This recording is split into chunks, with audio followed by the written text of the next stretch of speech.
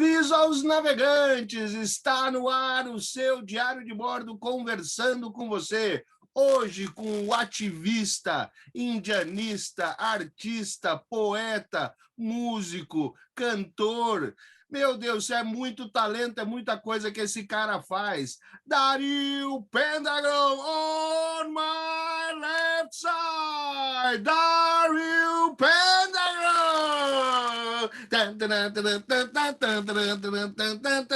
E aí, meu amigo, todo dia é dia de índio?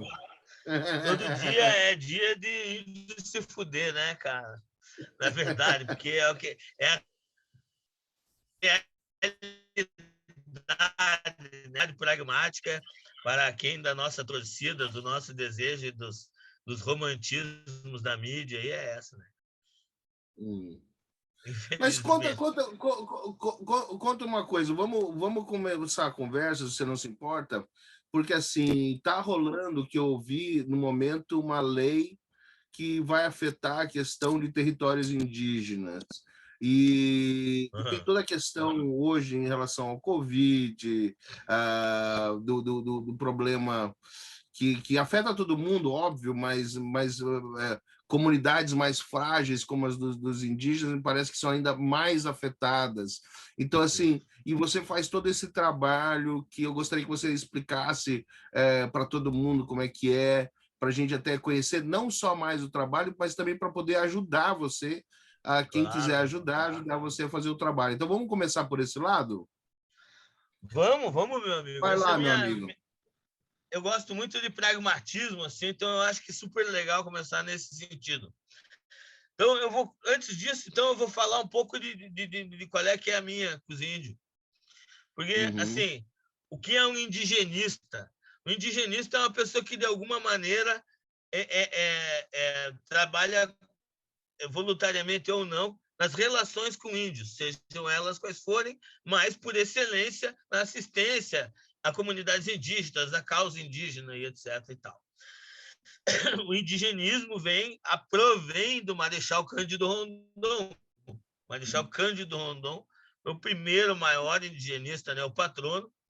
E essa é a área dos irmãos Vilas Boas, também sucessores dele, né, que ficaram famosos com o Xingu, etc. e tal. É o fruto também, é o do Raoni também. O Raoni é um indigenista, indígena. E enfim, quando tratam dessas relações, chama-se indigenista. Eu fui proclamado indigenista pelo Sidney Possuelo, que é um dos maiores indigenistas vivos da atualidade. E ele começou com ele trabalhou a vida inteira com os Vilas Boas. Né? Conheci ele junto com o Raoni, no CAOP aqui no Paraná. Por mais que eu não tenha sido, de fato, um indigenista, talvez como os protocolos requerem, assim, por sempre ter uma ligação atípica com a coisa. Eu sempre gostei da cultura, ninguém sabe de onde, não vem de casa, ninguém conhecia índio, ninguém gostava de índio. Eu comecei a me interessar pelo assunto desde criança e tal. Tenho uma simpatia pelo assunto. E depois, lá para 2004, através de um grande amigo que hoje é um agente da FUNAI, genial, é o João Paulo Severo, ele me levou aqui na aldeia Araçaí, junto com o meu amigo Daniel, que me apresentou o João Paulo, Daniel Franz Stancic, me levaram na aldeia Araçaí, que é uma aldeia Guarani, de etnia Embuiá Guarani, a 35 quilômetros de Curitiba. E a gente foi lá e tem uma relação interessante com eles. Eles têm uma reza todo dia quando o sol se põe, e a nossa ligação se deu meio por aí, porque eu já tinha uma história sempre tive uma visão mística assim, né, das coisas e um interesse nesse sentido. Então a gente começou uma relação com os Guarani com um elo e com uma intimidade que não existia em outros aspectos, outras ONGs, outros indigenistas. Então esse furo que eu tenho no beijo, por exemplo, eu uso uma argola até para gerar menos interesse e pergunta, mas é um ritual Guarani. Eu fui o terceiro branco, até onde se sabe, em 500 anos de contato, de receber isso dentro dessa ritualística, dentro do contexto espiritual e religioso específico. E se eu posso te dizer que alguma coisa que eu sigo é mais voltada para uma religião, seria o Inhanderecó, que é a visão Guarani. Não é uma religião só, é um modo de vida Guarani. Uma filosofia. Então, esse elo... É porque a língua guarani é muito mais rica que a nossa. Vamos começar com uma ótica assim. Eu preciso desmistificar uma coisa. A gente faz assistência a comunidades indígenas porque é uma sangria desatada. Você saber que tem criança com fome a 30 quilômetros de Curitiba, você saber que tem 10 aldeias para eu atender, daqui a 15 dias eu tenho que arrumar 200 cestas básicas e dinheiro para pagar um caminhão para levar para 10 aldeias, porque tem imbróglio burocrático que não vem os rangos que é para vir do governo. E na mata, e na cultura, e não tem nem lugar para fazer roça, nem é complicado. Então, assim, eu faço, assim, a gente tinha uma ONG e tal, nem tinha mais, eu nem estava mais mexendo com isso. E hoje eles têm muito protagonismo, não tem mais tanta necessidade. Antigamente a gente precisava ir nas reuniões com os órgãos junto para explicar para eles e tal, e para eles não serem enganados por ingenuidade. Hoje em dia, você está vendo um movimento que, apesar de trágico, é lindo, é maravilhoso. Para mim, como indigenista, é fantástico ver o que está acontecendo em Brasília. Dos índios mobilizados, etnias, 6, 7, 12 mil índios, depende da fonte da notícia, mas o fato é que são milhares de indígenas de todas as etnias reunidos e autoprotagonizados. Então, assim, é belíssimo, assim. Não sempre foi assim. E a gente, no contato por simpatia, começou a ajudar de alguma forma, quando precisava, em alguns aspectos que precisava, pessoalmente, até chegar num momento em que ajudar junto ao Estado e tal, sem o CNPJ, ficou complicado. Nós fundamos uma ONG chamada Tecoá, Amigos da Aldeia, e nós éramos 29 pessoas. Fundamos essa ONG, eu, meus 2 mestres e amigos, irmãos do Birajara, Salles Ocori, que é tudo que você imaginar, filósofo, sociólogo, pedagogo, antropólogo, e alguma coisa que eu não me lembro. E o João Paulo, que é um cara genial também, um puta intelectual. São meus 2 irmãos, amigo, padrinho, mestre. E, enfim, nós fundamos uma ONG, e o Daniel também, o Daniel Francis Transic, grande irmão meu. E essa ONG começou a gente entrou com um preceito novo de só trabalhar sob a égide do cacique. Então, já um instrumento de gerar um protagonismo. E a gente, eu acredito que a gente, por mais megalomaníaco que seja, que a gente, apesar de pequeno, tinha pessoas muito significativas, infiltradas, assim, e a gente conseguiu um contato legítimo com as organizações dos indígenas dentro das comunidades, muito autêntica. E eles têm organizações nacionais. Então, a gente assumiu. Eu acho que foi bem legal assim, esse incentivo. E a gente começou a fazer algumas coisas a mais, assim como ONG naquela época. Por exemplo, levar luz elétrica para a aldeia, no pedido, eles moram ali em Araucária, pô, maior frio, criancinha tomando banho frio no inverno e tal. Levamos luz elétrica para a aldeia, e daí tem todo um trabalho de indigenismo para minimizar danos desse impacto, de chegar à televisão, de alterar as horas de dormir, da galera não ir para a reza, porque na hora da reza tem novela, entende? Então, tem um monte de questões, né? Enfim, depois de um tempo, o terceiro setor entrou em crise. E a gente tinha acompanhado um movimento legal deles e ajudado eles a assumir os trabalhos da aldeia. Os professores da escolinha hoje aqui são todos indígenas, e os agentes de saúde da CESAI, do posto de saúde da aldeia, são indígenas, e as merendeiras indígenas, o guarda-parque é indígena. Então, eles já geram uma sustentabilidade ali dentro da aldeia. E a gente foi num período que deu um problemão de terceiro setor, um monte de ONG fantasma, lembra? Uns anos atrás, sei lá, uns 2000 e alguma coisa, aí, 15, 12. E a gente parou um pouco, sabe? A gente não trabalhava com verba de ninguém, mas estava uma zona, a galera brigando, a gente até sofreu umas ofensivas, assim, do nada, assim, a coisa foi parando. Só tinha nós 3 nós 4 fazíamos as coisas, 29 opinava, paramos. Recentemente, de lá para cá, contatos amigáveis esporádicos.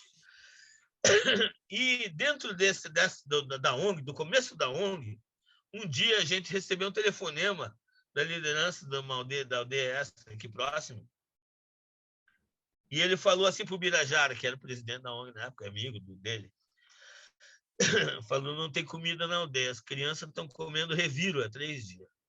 O reviro é uma comida que surgiu nessa cultura. Que é assim, o cara bota óleo na panela, joga farinha de trigo e revira. faz umas pelotas para as crianças comer, porque não tem comida. Daí o resto, dá isso para encher o bucho, daí a galera agarra mato.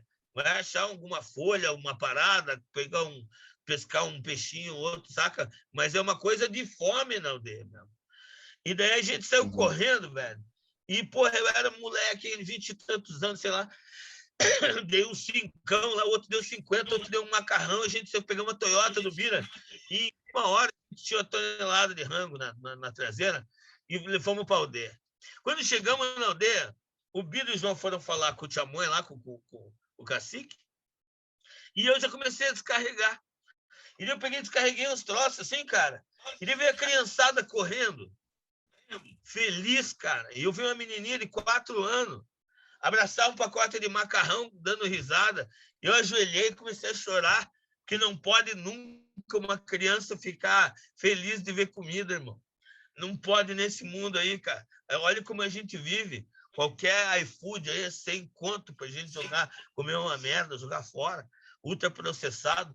Para ver uma criança de 4 anos ficar feliz com um pacote de macarrão a 30 quilômetros daqui, que poderia ser remediado com 10% do que eu tomo em cerveja numa noite.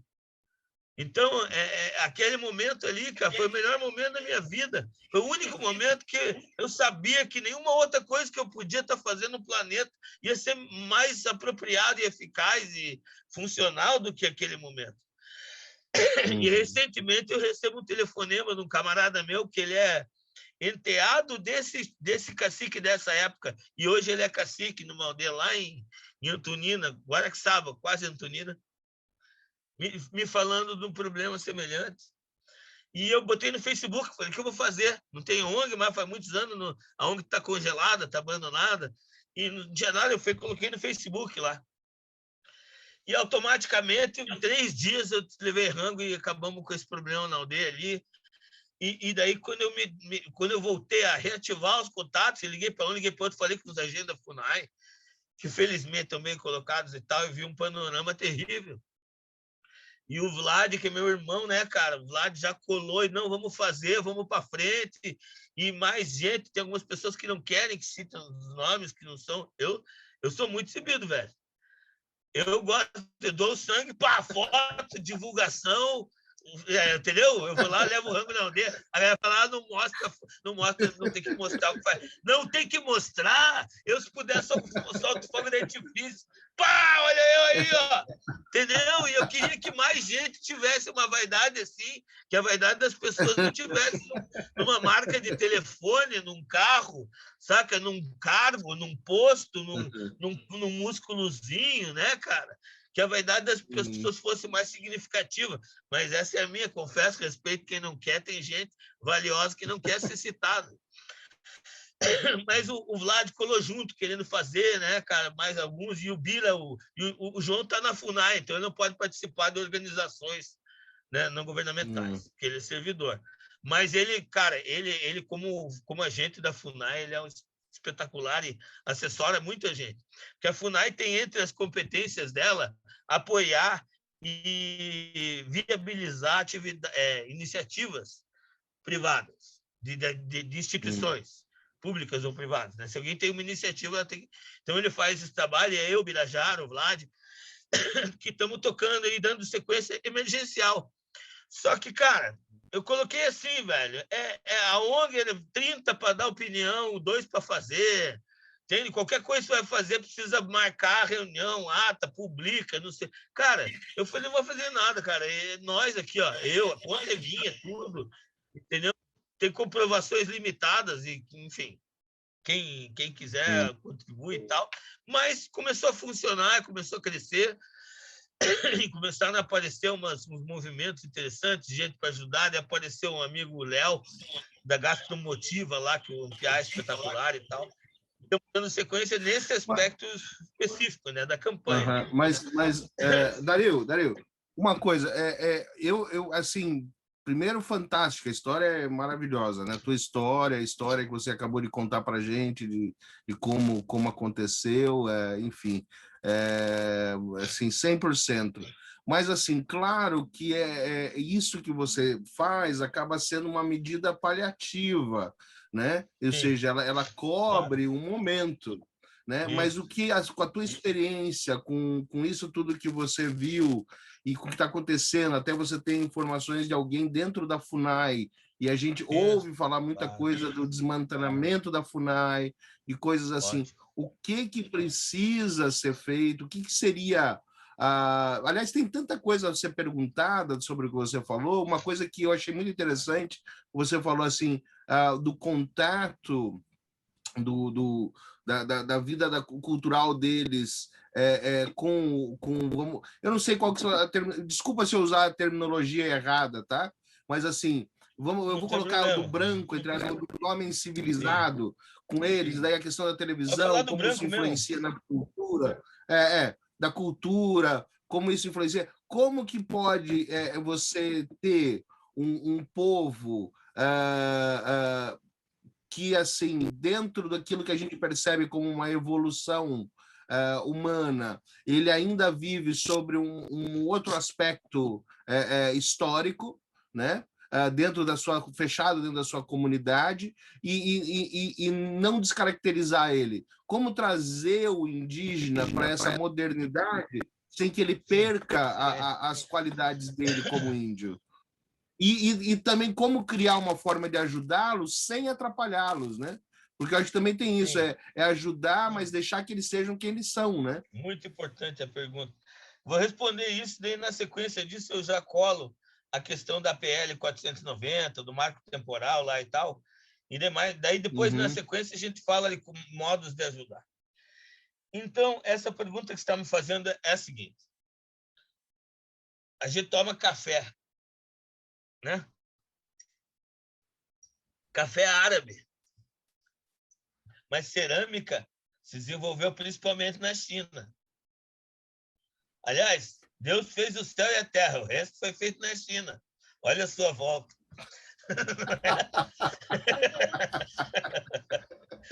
Então, a gente fuma tabaco. Tabaco é Guarani. Tabaco é indígena. Certo? Fumava-se outras ervas na Europa antes, mas o tabaco que a gente conhece que é indígena. É de origem indígena. Uhum. É o petan.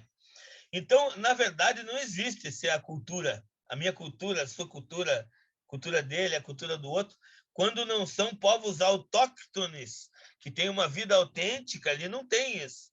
Ou seja, nós somos, se a gente for tentar nominar, a gente é uma civilização, o que? Romano, cristã, aristotélica, capitalista, saca? Então, a gente vive uma amálgama de coisas e ninguém sabe que essa porra, quando isso começou, a Tunísia, a Argélia, a Etiópia já era uma civilização muito antes, muito mais avançada. E a gente não sabe disso. Então, enfim, a gente não tem muito assim. Hoje em dia existe uma coisa que você se afirma uma coisa bem afirmada, ela passa a ser verdade, né? Não tem um negócio assim. Então, a gente sabe um monte de coisa que se separa para ver se não sabe. Você está falando um troço que foi uma impressão que colou assim. Então, assim, a apropriação cultural é um termo relativo. O que ela acontece? Quando você usa um elemento tacitamente cultural dentro do universo de um uso cultural, para você se beneficiar daquela cultura, como faria o autêntico portador, lugar de fala dessa cultura, isso é uma apropriação cultural. Então, eu vou pegar uma flecha, vou produzir cachimbo indígena para vender. E vou vender como cachimbo indígena. Entendeu? Eu vou vender uma roupa tradicional africana.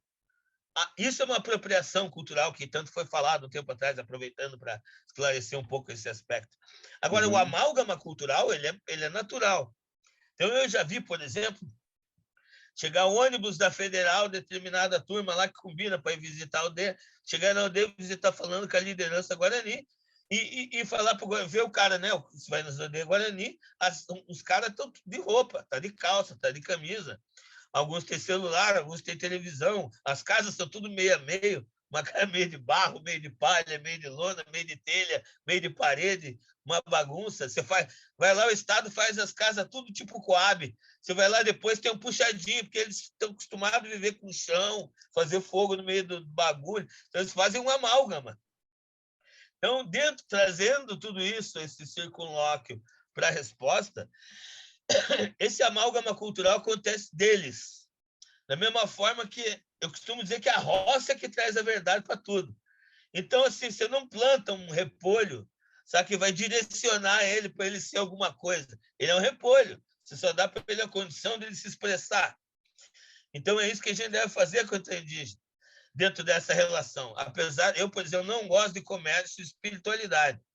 Eu sou contra.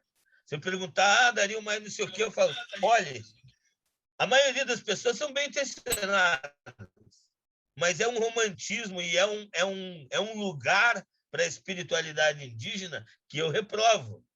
Então, eu, como indigenista, recomendo, e agora eu posso ser apedrejado por quem quer que seja, que eu não estou nem aí, eu sou linha de frente mesmo. Se quer ajudar os índios, a primeira coisa que você faz é não consumir espiritualidade indígena. Entende? Eu não sei nem se eu te digo muito menos de branco que nem conhece índio ou muito menos do próprio índio. Mas de nenhuma forma, não consuma a espiritualidade indígena. Ah, mas é a própria liderança. Foda-se. A minha opinião é essa. Não consuma. Tinha um indigenista antigo que ele é bem polêmico nas opiniões sobre ele, mas ele fez muita coisa, inegavelmente, o Batistelli, e ele dizia assim, nós temos 3 momentos do saque. O primeiro é o saque propriamente dito da pessoa indígena, né? Onde você vem, mata, escraviza e pega as mulheres e porra, quando da invasão, né? 500 anos atrás. O segundo momento vem nos anos 50, 60, que é o fenômeno do bom selvagem. É índio sendo levado para a Europa para mostrar foto, e daí aquele romance, é o ser perfeito, o ser da natureza, o ser, né, o anjo, não sei o que lá e tal. E essa apropriação dessa imagem, e até no começo zoológico e tal, depois venda de papagaiado que permanece até hoje. Quando o índio já não tinha mais nada para você roubar do cara, os caras estão morando numa favela, na subúrbio da cidade, meio aldeia, meio favela. Aí a gente fala, o que sobrou? Não, ele só tem fé. Ah, ele tem fé? Vamos vender a fé dele também. Essa é a história, para o choque e choro de quem quer que seja que veio ontem da busca da visão, do temascal, arro, gratidão, não sei o que lá. Cara, enfim, não vamos entrar muito para esse E lado. essa coisa, já que você colocou na questão da fé, a gente sempre ouve falar assim, aquelas igrejas adventistas que agora vamos fazer vamos lá para a aldeia para evangelizar. O que você acha dessa forçação? Para mim parece ser uma forçação. Eu não acho nada ilegal. Eu não acho nada ilegal. Boa. Isso é contra a lei. Aquilo ali é a área da União, área culturalmente preservada. Intervenções culturais dentro da aldeia são proibidas por lei federal. Deve ser notificada a Polícia Federal e Ministério Público. É simples. É um crime. Então, eu recomendo às pessoas, por exemplo, uma outra forma, quem se interessa um pouco mais, que uma coisa é se interessar porque gosta de ver filminho de índios. Outra coisa é o cara querer falar, não, vamos cair dentro junto. Cara, quem puder, por exemplo, não pode. E tem gente que vai lá em Brasília, lá marchar com os caras. Tem gente que descola um rango. Alguém que tiver uma vocação nesse sentido pode se imbuir de um assunto, por exemplo, do direito indígena. O cara é advogado. Porra, queria fazer uma parada legal na minha vida. Sou advogado aqui, tenho um padrão de vida legal, queria significar alguma coisa na vida. Então, o cara pega lá e fala, não, vou fazer uma pasta aqui no meu trampo e vou fazer uma parada para atuar no direito indígena. Vou estudar o professor Marés, que é a maior sumidade do assunto que existe, e vou atuar nessa... Tem essa possibilidade também.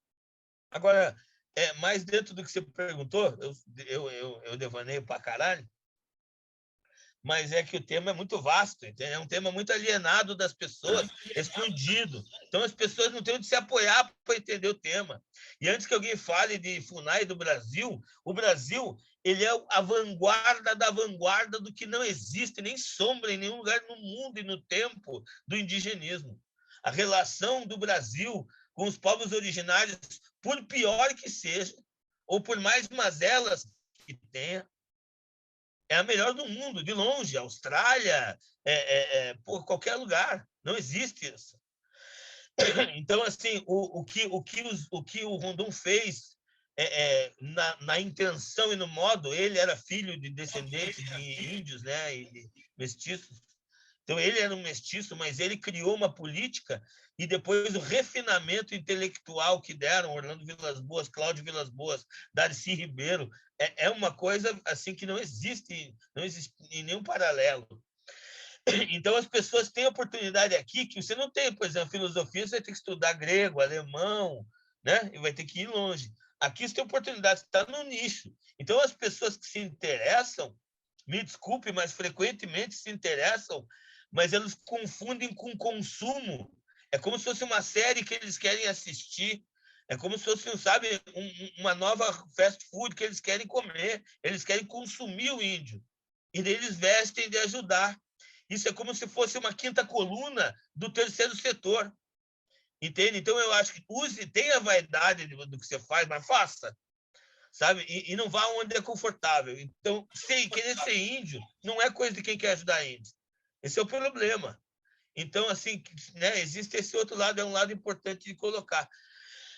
Quanto à questão do eu estava falando, até me perdi, mas estava falando, quando aquela turma da Federal chegou lá na aldeia, estava falando com o cara, falou, pô, você está aí com roupa, você tem um celular, né, cara, tem o carro ali do lado, você nem é mais índio. Ele falou, eu posso ser o que eu sou, eu posso ser o que você é, sem deixar de ser o que eu sou. Ele falou para ela numa frase. E eles têm uma propriedade de fala muito acertada, muito coesa, assim, sabe? É bem interessante. Então, essa fala resume um pouco disso, assim, né? Eu posso ser o que você é sem deixar de ser o que eu sou.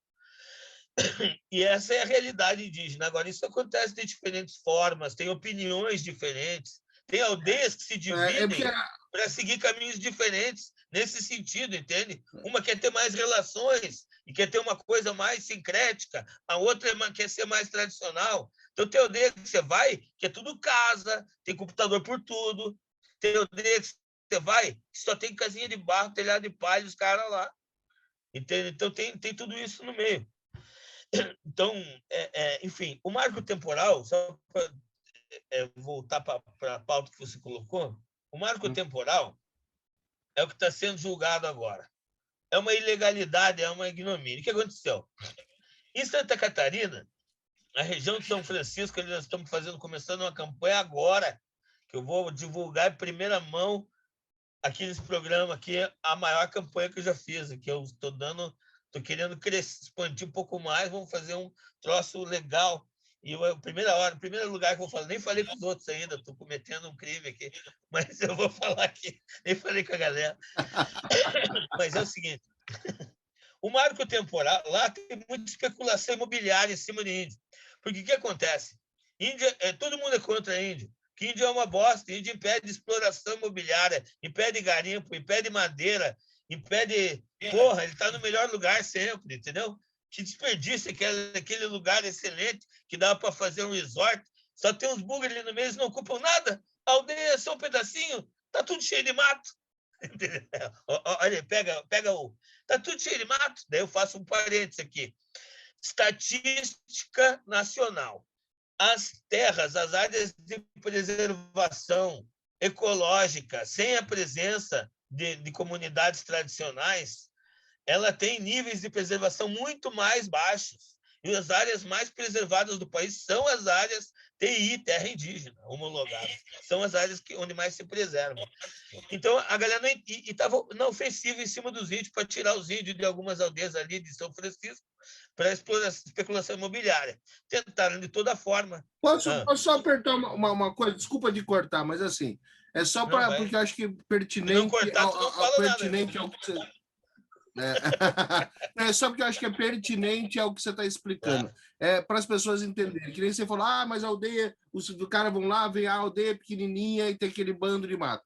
É explicar o porquê que tem que ter aquele mato, porque pelo que eu Sim, entendo sim. um pouco da coisa, é aquele mato, é aquele território que é a vivência do índio, pelo que eu entendo. Exatamente. Porque é ali da onde ele vai fazer a caça, é ali da onde ele vai tirar os elementos que ele usa para sua parte religiosa, etc, etc. Então, ou seja, ele precisa que aquele elemento, infelizmente, a analogia não é das mais agradáveis, me desculpa, mas assim, é aquela história que você tem de preservação com os animais na África. Ou seja, é meio que parecido, ou seja, ele precisa daquele território, o leão, a zebra, precisa daquele território inato para que ele possa continuar vivendo como ele sempre viveu. A mesma coisa a questão indígena. Isso me parece bem Exatamente. lógico, mas as pessoas Só que não entendem isso, né?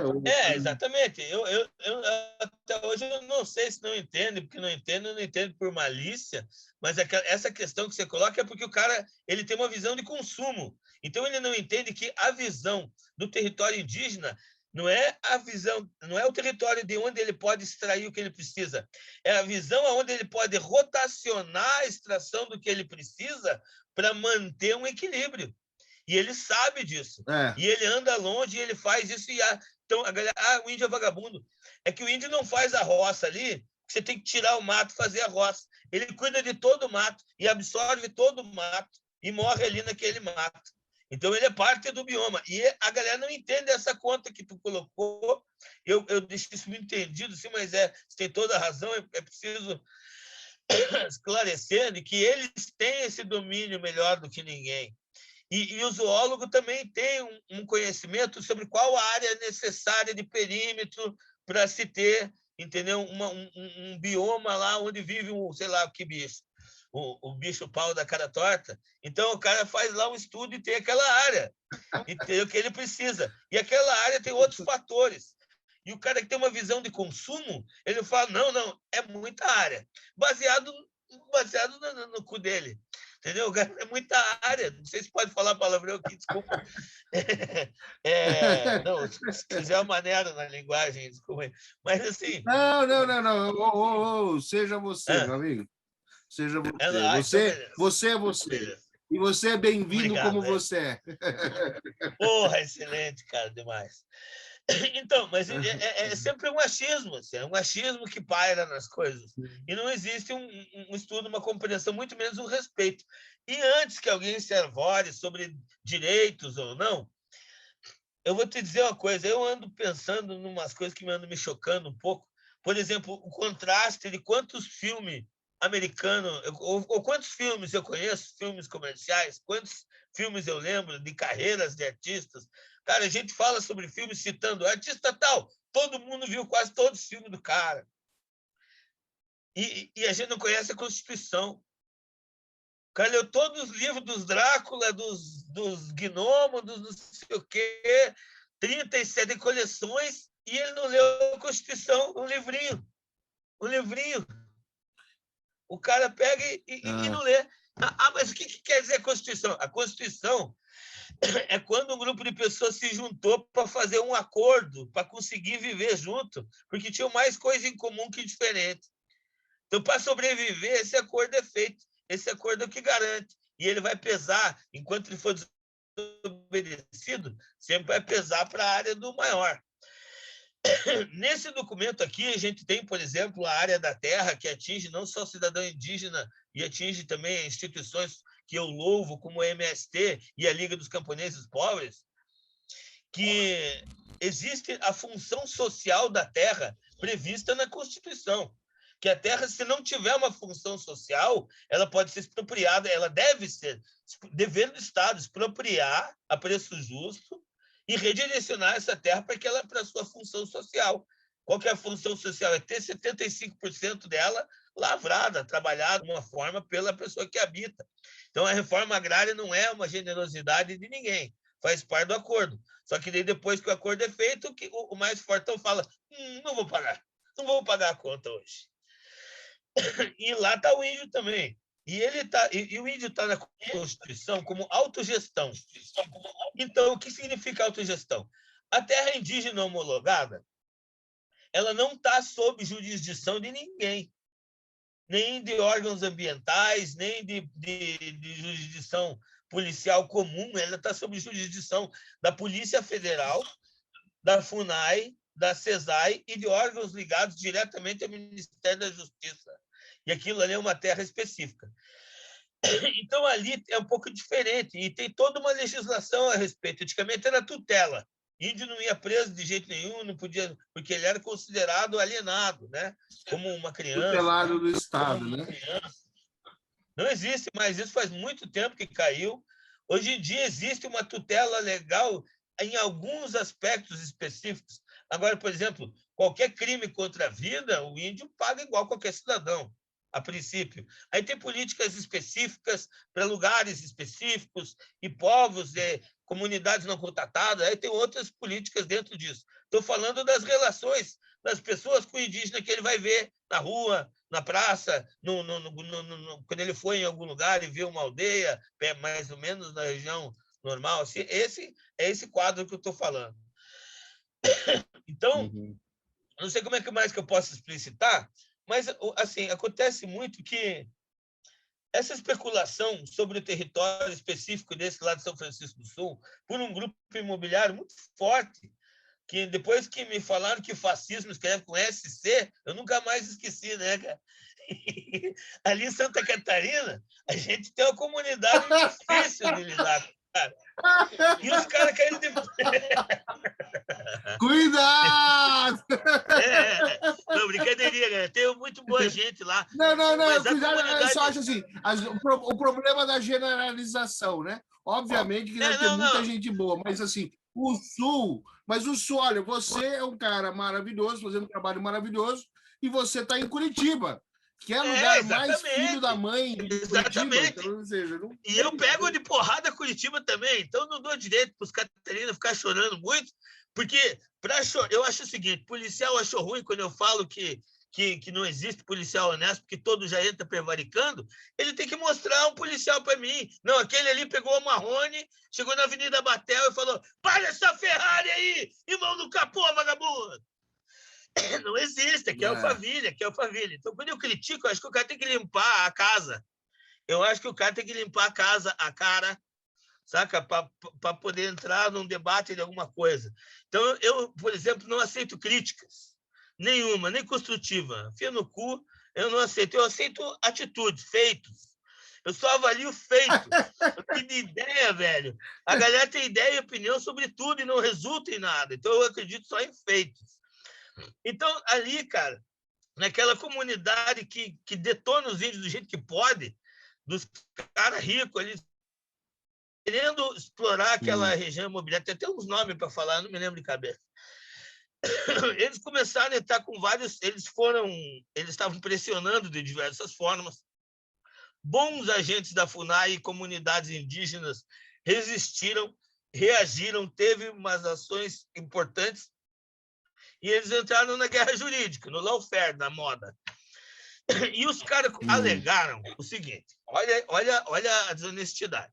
Aquilo ali era uma terra indígena, portanto, eles não podiam trabalhar em cima, eles não podiam requerer, não podiam comprar, não podiam nada.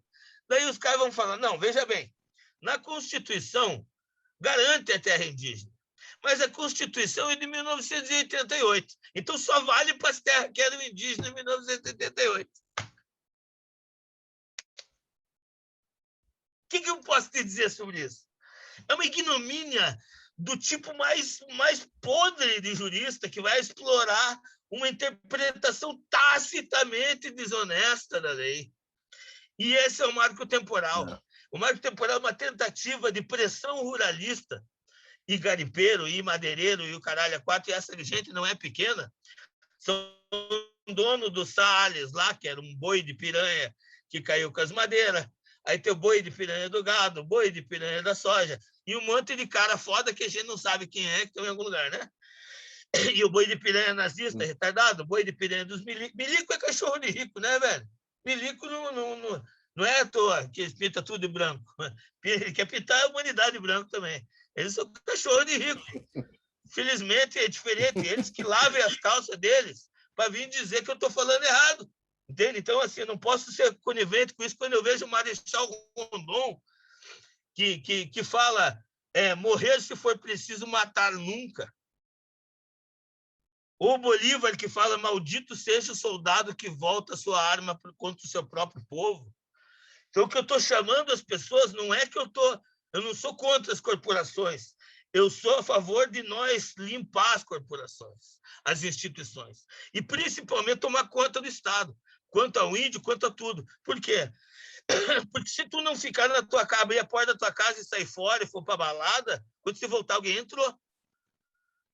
Entende? Se tu, seja qual for a natureza, a espécie do seu parceiro sexual, se não comer, alguém come. Não é? Então, assim, o Estado está alienado. A gente negligenciou o comando da coisa. Por isso que tem corrupção. Não é culpa de alguém, nem inevitável. E quanto mais o cara é niilista, menos ele é disposto a fazer a forma que você está fazendo. Algo protagonista, algo que acredita, algo que quer fazer a diferença. Mas quanta gente vai fazer? Você não vai competir com a Globo? Você nunca ouviu uma coisa assim? Então, quando a gente trabalha. E o Marco tem 50 anos de chefe. Mas eu acho que como você falou em relação à crítica, né? Como você falou em relação às críticas, se você for dar voz a todo tipo... Peraí que deu uma sumida. Voltou. Se você for dar voz a todo tipo de crítica, você não faz nada. Então, acho que você tem que... como você falou em relação à atitude, às vezes é mais interessante. Então, venha com uma coisa diferente. E que faça a diferença do que você simplesmente criticar por criticar. Mas eu só queria deixar mais claro a questão do marco temporal. É o seguinte, pelo que eu entendi, é o seguinte: então existia uma regulação de certas áreas que foram feitas. Vamos e lá, que a Constituição de 88... Não, é só para simplificar, para que todo mundo possa entender. Eu estou entendendo, mas é que falta uma peça na história, que é a seguinte. Eu vou explicar para a galera, basicamente e rapidamente, o que é uma terra indígena. Uma terra indígena é quando um povo é contatado, é feito um trabalho de reconhecimento de presença indígena naquela área. Então, esse é o primeiro passo da FUNAI. Antropólogos e outros profissionais, servidores do Estado, e com acompanhamento jurídico, vão lá e colhem informações, fazem a pesquisa, vão na comunidade, vêm a comunidade, cruzam com outras referências, até arqueológicas, e pessoas do entorno, etc. e tal. Não, tem ali, é do povo dali, Desculpa, eu vou desligar aqui. Vai lá. Desculpa aí. Não, estava desligando aqui, que eu esqueci de desligar. Acho que eu não desliguei essa porra. Só um minuto, deixa eu desligar aqui para não... Vai lá, fica tranquilo. Não, estou desligando aqui. Só desculpa, eu esqueci.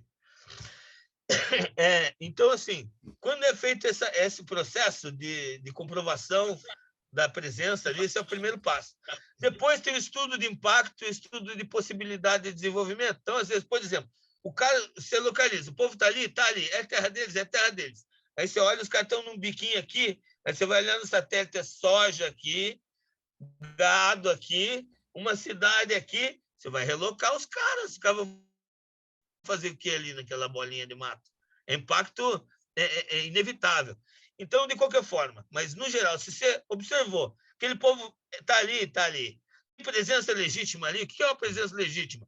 Ele está ali em pé desde 500 anos? Não. Presença legítima é aquele Guarani, aquela aldeia ali, é filho daquele outro fulano, é a galera que desmembrou da outra aldeia próxima. Então, tem um estudo ali.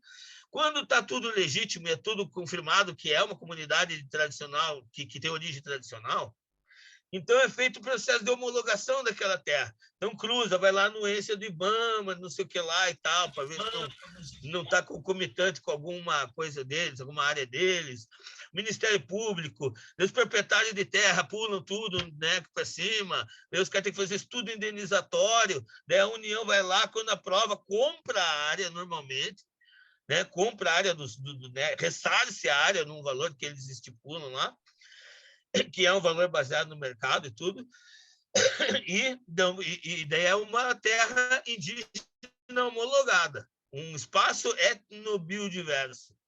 E isso é uma terra indígena, é uma área onde está preservada aquela cultura, aquele modo de vida, e ali dentro eles têm autogestão, eles vivem de acordo com os seus costumes, certo? Existem certas coisas, instrumentos legais, né? Porque tem coisas que pode, coisas que não pode, mas, em geral, isso é uma terra indígena. Então, o marco temporal... Dario, outra coisa. Desculpa. Dá os limites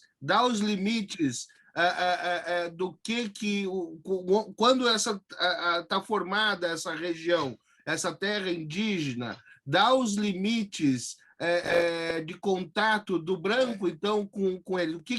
Até que ponto? Porque, assim, exatamente para colocar o problema da invasão de terra e coisas assim. Sim. Boa questão. Vamos dizer assim, as relações com as pessoas que estão ali concomitantes aos indígenas, nas suas terras. Por exemplo, vamos pegar como exemplo aqui a Tecoá Araçaí, aqui em Piraquara. Ela é numa região de chacras, tem o caminho turístico que passa na porta da aldeia. Aí lá na entrada, no portão de entrada, tem um portão de madeira, que vive aberto, na entrada da aldeia, com uma placa escrita Área Indígena, Fundação Nacional do Índio, Ministério da Justiça, proibido isso, permitido aquilo, não sei o que lá. Você pode entrar lá e falar com os caras sem problema nenhum. Se você tiver uma atitude civil, é a mesma coisa que você está chegando na casa de outra pessoa, certo? Você está chegando num condomínio, num negócio, você quer... Agora, o que não pode é o cara chegar e entrar numa aldeia, pois, quero conhecer os índios, vou lá ajudar. O cara junta uma sacolinha com umas roupas velhas, entra no carro dele, entra lá, chega na aldeia, começa a tirar foto. Vim conhecer vocês, que legal. Eu gosto muito de índio. Minha bisavó era índia. Eu usava uma peninha de papel na cabeça do colégio. Não sei o quê. Eu acho que eu também sou índio por dentro. Eu sempre gostei. Não tem isso aí. Você não chega na casa de ninguém assim. Você não chega na casa de um judeu aqui em Curitiba ou de um católico e entra, nossa, que legal. Entendeu? Tem que ter uma atitude civil. Chegar, oi, tudo bem? Bom dia, eu vi que aqui é uma área indígena e eu vim aqui porque eu gostaria de saber se eu posso ajudar de alguma forma, saber como é que vocês se apresentam, né? Eu queria saber um pouco mais sobre vocês, saber de vocês sobre as coisas que falam lá fora, porque a gente ouve falar coisa na rua. Eu queria saber a sua versão, queria saber se alguém pode conversar comigo, queria saber se eu dá licença de eu tirar uma foto, posso entrar? Simples. Se o cara chegar aqui na minha porta, tocar a campainha, eu abrir a porta, ele vier entrando, ele vai tomar um tapa na cara, com certeza. Então, a mesma atitude que tu tem. Agora, o que não pode? Intervenção cultural direta. Não pode você falar, porra, eu vou beneficiar eles, vou pegar 200 amigos, vou fazer uma rave na aldeia e vou reverter os fundos para a aldeia. Não pode fazer isso aí, brother. Entende? Até para fazer um show lá dentro, eu diria o seguinte, o ideal é, na dúvida, procure a FUNAI, porque a FUNAI tem bases espalhadas e toda comunidade indígena, em qualquer lugar, e qualquer lugar que não tenha comunidade indígena, tem um representante da FUNAI, que é um agente da FUNAI. Então, tem os que é aqui de Curitiba, aí, litoral, tem o outro que é ali em São Francisco, região de Joinville, assim vai. E na dúvida é isso aí. Então, não pode, por exemplo, o cara ir fazer uma missa, ou um culto, ou o cara ir fazer um despacho, ou o cara ir fazer a meditação budista com uma representação. Não pode o cara ir fazer uma intervenção cultural dentro da aldeia. Só que isso é uma lei. E como a lei, toda lei está sujeita a interpretações. Então, eu posso, por exemplo, defender que o cara entrar e falar português lá dentro é uma intervenção cultural? Não pode. Mas aí vale o bom senso das pessoas. Você vai num lugar, pede para conhecer, segue as normas do lugar, seja conservador, na dúvida não faça, na dúvida não fale. Pense se as perguntas que você está fazendo têm a devida etiqueta, a devida educação que você teria, que você queria que alguém perguntasse para sua mãe. Aí, mais fácil, é um truquezinho. Pensa se a forma que você está perguntando é a forma que você queria que alguém perguntasse alguma coisa para sua mãe. Pronto. Tá aí, não vai desagradar ninguém, não vai ofender ninguém, não vai se passar, entende? não leva nada lá por curiosidade, procura se informar antes, enfim, nessa relação. Agora, dentro disso tem um largo espaço, né, das pessoas, mais intervenção ou menos, o que não pode, tentar ser mais pragmático, o que não pode ser fazer um culto religioso lá dentro. Agora, o índio sair dali na igreja, ele pode, se ele quiser, ou ir na terreira, ou ir onde ele quiser. Mas essa questão dentro da aldeia já não é, por lei, não é permitido. Não é permitido vender bebida alcoólica. Ou seja, escolha do índio, participar da civilização, entre aspas, né? Civilização entre aspas, fora ou não. Mas não é o contrário, a civilização de fora querer invadir a terra indígena. Ou seja, não é a mesma coisa, entendeu? Você não pode, não, eu vou lá porque eu vou fazer, que nem você falou, vou fazer as casas, vou fazer encanamento, vou fazer isso, sem tentar entender a forma deles viverem, sem deixar que eles tomem essa decisão por eles, né? Agora, se eles tomarem essa decisão por eles e for uma coisa feita por eles, aí sim. Agora, em relação, só para fechar a questão da questão do marco temporal, então tá. Então, marcou-se, está lá a Terra, tarará, tarará.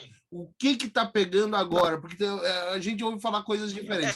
O que pega agora é que alguma aldeia vai perder terra hoje? Eles estão sendo ameaçados a perder terra? Eles estão ameaçados de alguma forma? Sim. O que acontece é o seguinte, a gente está falando de uma terra, de um processo que pode gerar uma jurisprudência, né? Que quando alguém toma quando um juizado toma uma decisão de determinada forma, por excelência, as outras decisões tomadas no país seguem aquela jurisprudência, seguem aquele mesmo sentido.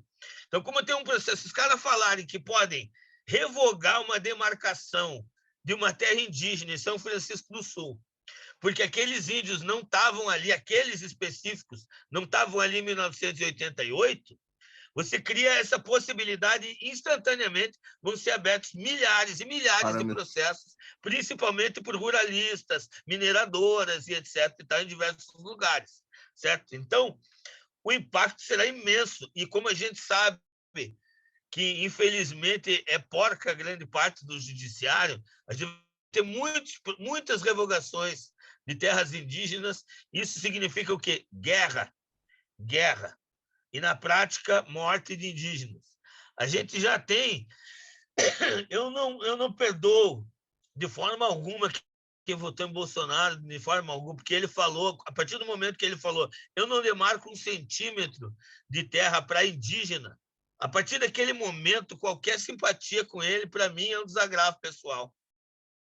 Então, assim, de lá para cá, o número de violência contra aldeias, aquilo que as pessoas... Lembra que naquela época todo mundo colocou no Guarani Kaiowá, no Facebook, rede social, sou Guarani Kaiowá, sou Guarani Kaiowá, que tinha ataques aos Guarani Kaiowá no Mato Grosso? Aquilo sempre existiu. E existiu antes e depois da moda de ser ativista no Facebook, e o protesto passou e a morte não, e está morrendo, está lá morrendo igual. Só que de lá para cá aumentou muito, muita aldeia incendiada, criança carbonizada dentro de casinha de palha, irmão. Então, a gente falar de pautas, certo? De direitos, de coletivos é uma coisa. Na minha opinião, não existe nada que se aproxime à ignomínia das violências contra os povos indígenas, a começar pelo massacre. Que o que aconteceu com as populações originárias das Américas é muito além de qualquer Hiroshima e Nagasaki, Holocausto e Segunda Guerra Mundial, muito embora o que eles representam seja de gravidades, que são minhas pautas também, eu também luto. O que aconteceu aqui, esse assolapamento, sobrando o que sobrou, e o que sobrou sendo tratado dessa forma, é a maior ignomínia mundial que eu tenho notícia no meu estudo de história.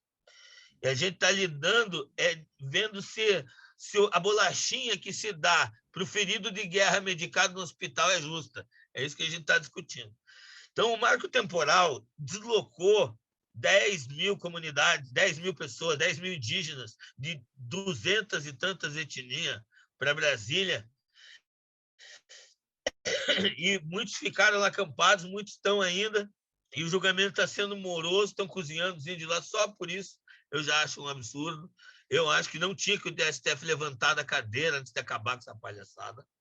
Eu acho um despautério o cara ir para casa lá comer uma comida refinadíssima, ganhando sabe Deus quanto por mês, entendeu? E sendo que o parágrafo único do artigo 1º da Constituição diz: todo o poder emana do povo, e o povo originário está acampado lá por causa disso. Porque eles sabem que se for votado positivamente o marco temporal se a gente tiver revogação de uma demarcação de terra indígena, a partir dali vai ser uma sucessão de guerras, morte, opressão, miséria, criança queimada, mulher estuprada, gente morta de toda forma, terra tomada e etc. e tal, sem contar na perda, na dilapidação cultural da humanidade que vai acontecer, porque a gente já perdeu muitas etnias, a gente perdeu lendas, a gente perdeu línguas, a gente perdeu povos inteiros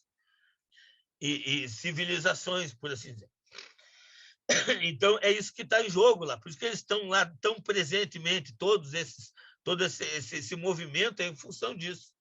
É em função de um prenúncio de uma sucessão de guerras. Entendeu? Só que esse prenúncio dessa sucessão de guerras está numa terra de Santa Catarina. Então, as pessoas tentam relativizar. Não, é uma terra lá, sai dali, vai para outro lugar. Como se fosse uma mudança, assim, sabe? Então, é isso o marco temporal. O marco temporal é a decisão se o Estado vai entrar em guerra com os povos indígenas junto com o empresariado contra os povos originários. Esse é o marco temporal. Meu Deus. E você, assim, que você está na linha de frente, como você fala, o que a gente pode fazer, Dário? O que a gente pode fazer, meu? Como fazer? Porque, assim, sendo que a sociedade já está tão...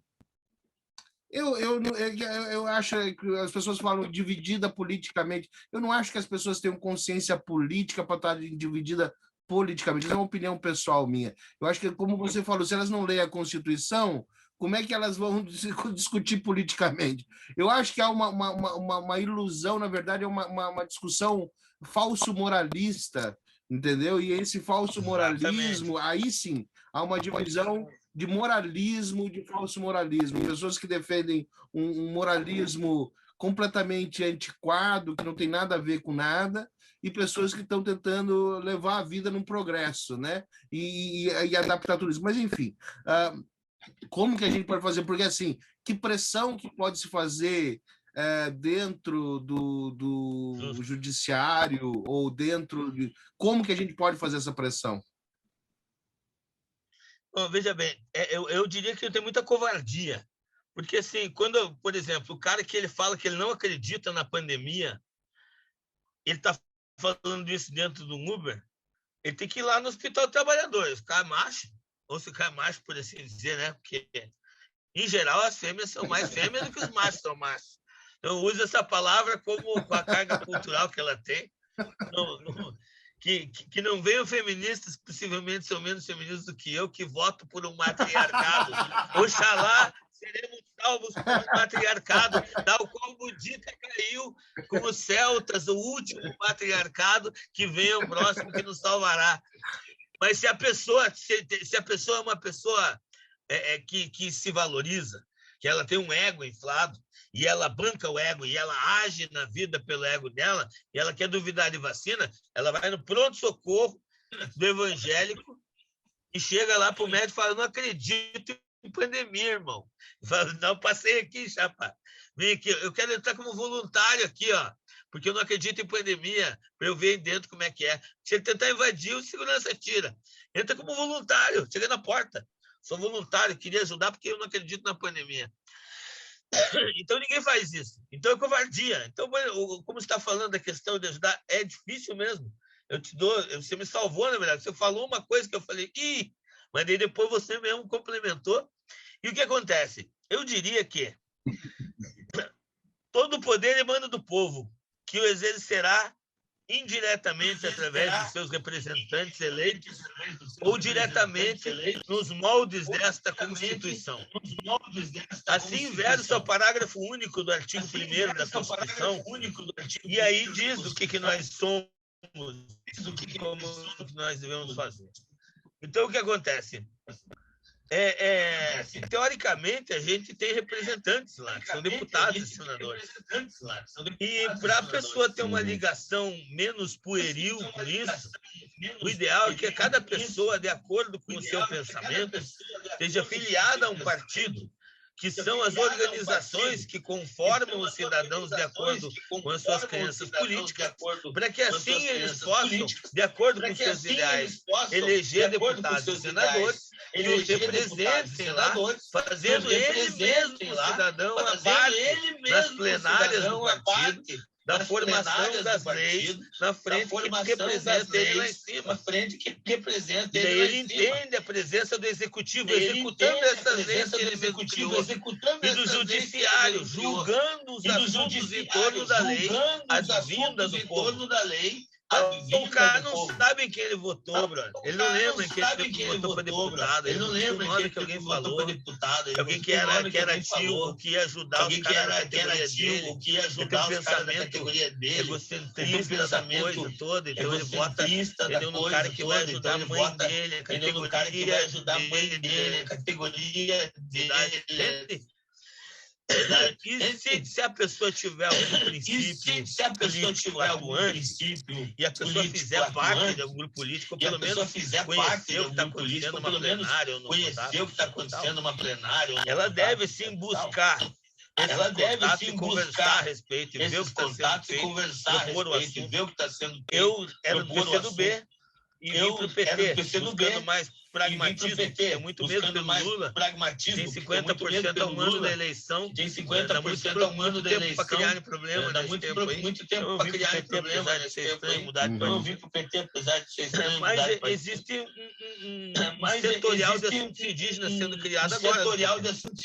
É muito bom dentro de um partido, ter um setorial de assuntos indígenas, onde se reúne de acordo com as suas regiões, tem um setorial nacional e tal, então isso vai fazendo essa organicidade das pautas, chegarem e formarem uma coisa como deve ser. Eu acredito que os outros partidos tenham coisas semelhantes. O PT, eu gostei muito de chegar no PT vendo isso sendo criado, mas está sendo criado muito tardiamente. No partido dos 13 anos no governo. A gente vai ter um ministério indígena há muito tempo. Era necessidade ululante, para lidar com um assunto tão complexo, que está no Ministério da Justiça. Ele está lá no Rio de Janeiro explodindo lá. Você acha que o Ministério da Justiça quer o quê com ele? Você acha que o Ministério da Justiça quer o quê com ele? Então é uma situação complexa. Agora, de outra forma, essa seria uma forma ideal, né? Agora, uma forma mais pragmática, mais das pessoas, como elas podem ajudar comunidades indígenas, tanto quanto ao marco temporal, quanto a outras coisas, procurando, na minha opinião, organizações sérias que guiem ela nas notícias. Eu vou listar aqui. Três organizações, vai. Primeiro, a FUNAI. A FUNAI é uma instituição feita recheada de profissionais. É uma instituição muito forte. Apesar de que os cargos administrativos de chefia nomeados são sempre um problema. Agora, no momento, é quem está causando imbróglios burocráticos para atrasar a chegada de comida nas aldeias. Ele matou as índios de fome nas aldeias. Fecharam pelo Covid com a CESAI e atrasaram as cestas básicas. Tranca o cara em casa e não dá comida para ele. Então, o cara em casa não dá comida para ele. Então, não morre. Mas então, a pessoa quer ajudar, ela procura. CTI.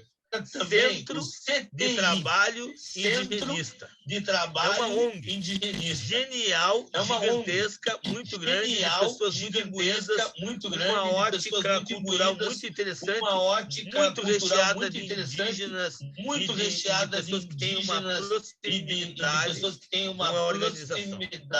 Eu diria, de forma alguma, atue com organizações internacionais, de acordo para ajudar os nossos povos brasileiros. Tem lógica nenhuma. Evite de doar para o Greenpeace. Vai ajudar índio, por exemplo, se puder buscar instituição que nem Centro de Trabalho Indigenista, CTI, o ISA, Instituto Socioambiental, é seríssimo. Então, busca organizações maiores, que a sua ajuda seja mais significativa. E se você conhecer alguém ou tiver um conhecimento mais direto, por exemplo, eu atuo ajudando as aldeias, eu conheço pessoalmente. Eu não atuo, sabe, eu não tento abraçar o mundo. São meus amigos, eu chamo meus índios, é meus mestres, A língua é muito mais rica que o português. A filosofia é muito mais refinada. São pessoas mais desenvolvidas que nós. Talvez não na brutalidade, não na malícia, não na ganância, mas no que seria ideal no ser humano, muito mais avançados que nós. E as pessoas podem se aproximar, conhecer e verificar isso. Eu trabalho aqui ajudando algumas aldeias de etnia Cuiá-Guarani, aqui próximas de Curitiba, aqui próximas de Curitiba, são as pessoas que eu conheço das aldeias, de algumas aldeias que eu conheço das aldeias, de algumas aldeias que eu escolho por motivos específicos, mas tem algumas aldeias que eu escolho. E aonde eu procuro me informar sempre em contato com a FUNAI e sempre em contato com a liderança da aldeia, conforme um tripé, onde eu não tenho como me perder. Eu estou falando com o líder da aldeia e com o agente da FUNAI. Então, o que eu estou falando? Buscar contatos. Dario, para a gente, assim, que a gente pode ficar aqui a noite inteira falando sobre esse assunto, que já deu para ver que você é uma sumidade no assunto, entende por uma questão de vivência, né? Não, mas é fantástico, é aquilo que você falou, você tem que ter orgulho pela história que você desenvolveu ao longo da sua vida, e é uma causa que você abraçou, que eu acho super maravilhosa, porque está ajudando aqueles que precisam, né? Além daquilo tudo que você aprendeu e aprende, e eu tenho certeza que você deve ter você está tendo agora a maior paciência e a maior, dá para ver a sua disposição em termos de passar isso para os outros. Então, é uma coisa que você gosta de fazer e gosta de passar. Entendeu? Mas, assim, eu queria, assim, só para a gente encerrar o seguinte, você dizer quais são os seus projetos que as pessoas, na prática, possam te ajudar, porque, às vezes, como você falou, às vezes cada pessoa tem um jeito e uma possibilidade de ajudar. Então, às vezes, para você, que elas levem para você o pacote de macarrão, o feijão, o arroz, entendeu? Para que elas te ajudem a você ajudar eles, né? Então, quais são os seus próximos encontros para ajudar? Onde seria a melhor forma de contactar você para oferecer essa ajuda e coisas assim, caso as pessoas se interessem? Então, que vamos abrir agora aqui, começar aqui agora. Eu vou dar ela solta, porque não está bem conformada a campanha, porque eu acabei de receber a demanda, comecei a discutir ela com duas pessoas, mas ainda não foi formatado, mas é mais legal, porque daí quem entrar entra já no começo da remada da onda. A gente entregou... O negócio é o seguinte, a gente entregou 600 quilos de alimento, rodamos 370 quilômetros para entregar 600 quilos de alimento em duas aldeias que são em locais ermos, estradas terríveis, lama pra caralho, tudo. E em Guaraxaba e na divisa de Guaraxaba e Antoninas. Isso agora no sábado passado. E nós levamos lá rango, cesta básica, vegetais, cesta básica, vegetais, tabaco e erva mate são elementos étnicos que fazem parte. A quirera, o amendoim são elementos da cultura. Então a gente faz uma provisão assim, leva para Então a gente faz uma provisão assim, leva quando pra, eu fui lá, essas aldeias a gente já tinha levado nas outras aldeias que eu atendo, a gente já tinha levado nas outras aldeias que eu atendo, eu procuro dar uma ajudinha nessas. E o resto é ali em Joinville, porque é uma galera que eu conheço também. Aí eu fui falar lá embaixo, Aí eu fui falar lá e eu entrei em contato com a agenda FUNAI. E eu entrei em contato com a agenda FUNAI. Os caras estão acompanhando, sabendo de tudo e tal. Falei, cara, como é que tá o cenário aí, né, cara? Falei, cara, como é que tá o cenário aí, né, cara? Vou te dizer. Você trouxe umas cestas básicas aí, deu uma força agora. Você trouxe umas cestas básicas aí, mas são 10 aldeias, irmão. Tem 3 meses que não vem grão de arroz do governo para lá. Tem 6 entregas de cesta básica prevista em documento. 6 entregas de cesta básica prevista em imbróglio burocrático lá.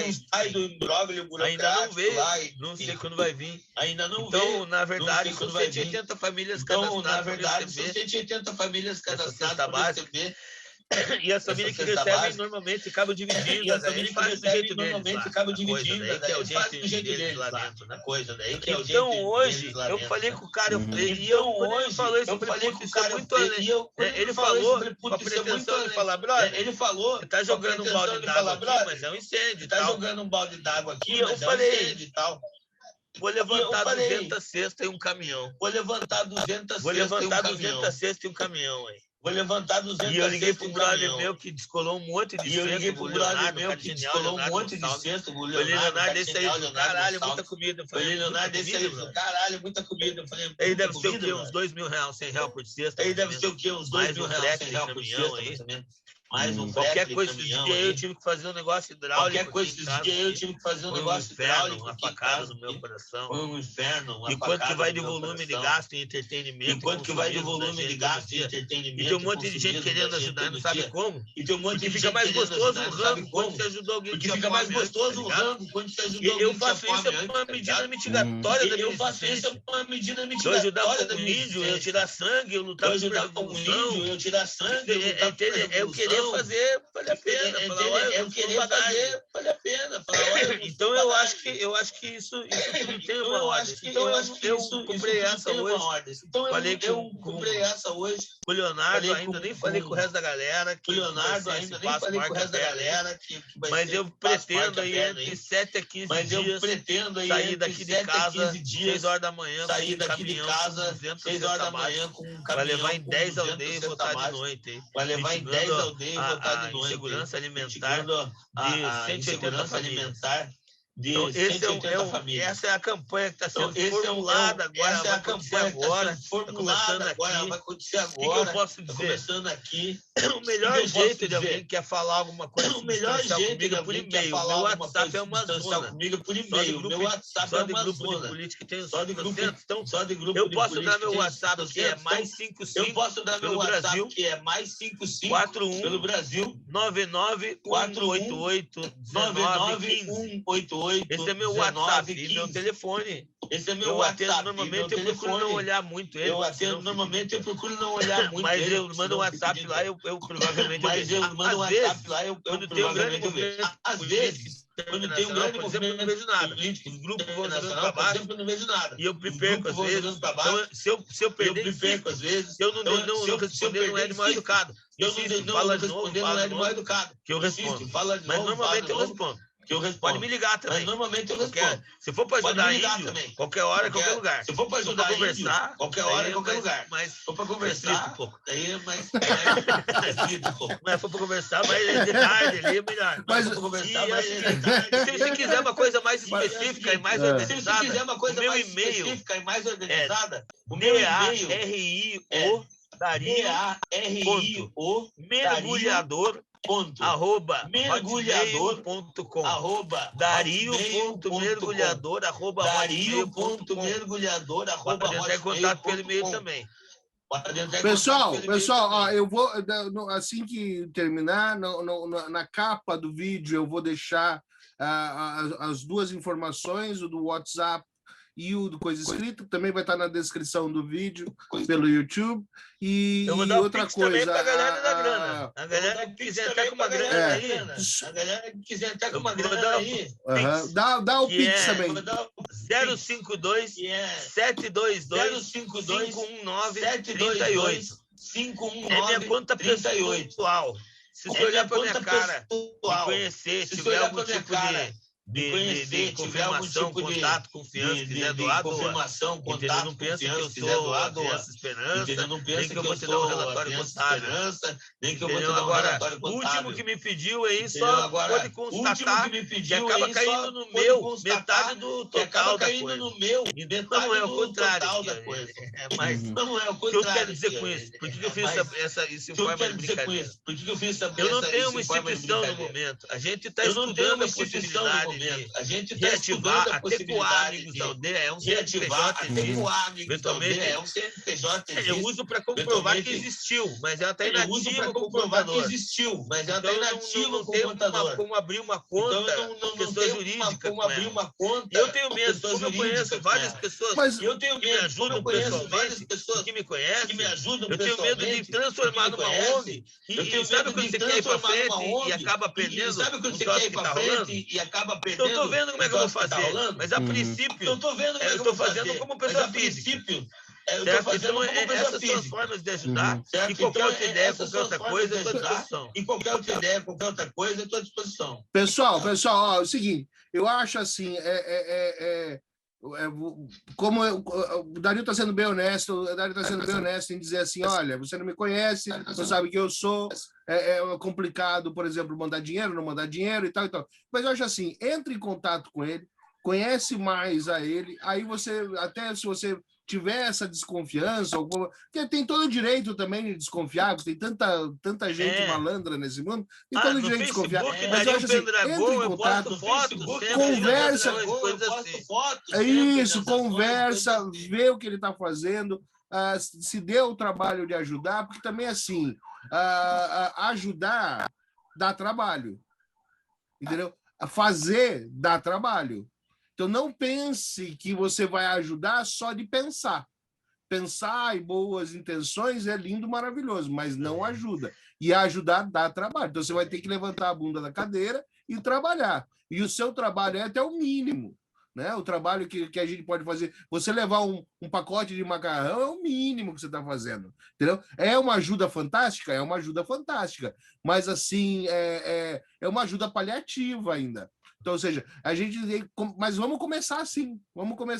Eu acho que a gente tem que criar o costume, né? E ver a importância de se ajudar. Eventualmente, e aí, de repente, quem quiser pode trazer qualquer coisa né? em casa também. Quem quiser pode trazer qualquer coisa em casa. Bem-vindo Valente, 146 no centro. Perfeito. Bem-vindo Valente, 146 no centro de Curitiba aqui. Macarrão, sacola de roupa, pode trazer. Quer trazer esse trabalho, pode trazer. Quer doar R$1.000 para doar, esse trabalho pode trazer. Ele nunca é o suficiente, infelizmente. Ele nunca é o suficiente, infelizmente. Do jeito que está indo, não vai ser mesmo. Meus queridos, esse foi o seu Diário de Bordo, conversando com você, com Dario Pedagão. E aí, meu amigo, beijo pra galera, se despede aí, vamos lá. Deixa eu finalizar aqui, citar algumas pessoas aqui. O Vlad, cara, Vladimir Urban. Cita lá. Catalépticos, dos Sixteeners, né, cara, dos Partidianos. Ele tem o Partidiano. Nosso amigo, nosso brother. Ele tem o Fantástica, busquem os Partidianos. Revolucionário fantástico. E o Vlad adora, são meus irmãos, e o Vlad veio aqui com a Larissa, a dona dele ali, e vieram aqui, e a gente começou a desenvolver, já como levar vários anos a viajar, e o cara muito pragmático na parada, desenvolvendo frente, vai fazer uma reunião amanhã, vai fazer uma reunião essas outras coisas da campanha ele vai ficar sabendo amanhã. Essas outras coisas da campanha. Eu quero agradecer muito o cara que é Quero agradecer o Leonardo Gonçalves da ONG Gastromotiva, que fez umas doações legal, assim, cara. É muito feliz por poder levar a bandeira. Em vez muito feliz por poder levar mais barato, um macarrão verde, mais barato, biscoitinho de nata, verde, coisa da galera dos orgânicos e tal. Isso é muito legal. Eu quero agradecer também Leonardo Gonçalves. Isso é muito legal. Eu quero agradecer também Leonardo Gonçalves, uma força. Quero agradecer a FUNAI, Fundação Nacional do Índio. E quero agradecer os meus camaradas que dou. Eu tenho aqui o que eu estou fazendo, membros colaboradores que estão sempre dispostos a colaborar, colaboradores que estão sempre dispostos a colaborar. E quero agradecer, sobretudo, os meus mestres da tradição, dizendo que são os meus amigos, as populações tradicionais, populações nativas, originárias, que seguem a ancestralidade, que seguem as tradições. Quero agradecer pelo exemplo, pelo ensinamento, quero agradecer pelo exemplo, pelo ensinamento e pela oportunidade de realizar pequenas ações de mitigação que reúnem alguma força, alguma esperança. Quero dizer para as pessoas que as comunidades indígenas estão crescendo, estão aumentando em número, força, propriedade, aumentando em número, força, mantendo e resgatando culturas. Em alguns séculos seremos um Brasil indígena. Em alguns séculos o Brasil é terra indígena. Hashtag Brasil terra indígena. Mas isso acontecerá como hoje Londres é populada por indianos, como hoje os Estados Unidos estão se tornando uma população de maioria negra. Então a humanidade se autorregula e a gente vai ver muito levante indígena ainda. Mas por hora precisamos de toda a linha de frente. Quero agradecer pelo canal de comunicação, por ter essa sensibilidade de contribuir temas que não faz parte do universo das pessoas. Exatamente, carinho, agradecer a todo mundo pela paciência de me ouvir. E todo mundo pela paciência de me ouvir. Venceremos, até a vitória sempre. Vamos junto. Venceremos. E ó, essa vai ser uma das conversas com o Darinho, porque eu ainda vou convidar ele para outras coisas, que ele tem mais para espremer dele aí. Nós vamos espremer mais dele ainda. Tem a parte política que a gente nem tocou ainda direito, que nós vamos lá. Vamos ver essa estrela dourada aí. Vamos ver o que é essa estrela dourada. Mais para frente. Gente, um beijo enorme para todo mundo. Um beijo enorme para todo mundo. Um abraço. Até a próxima. Tchau.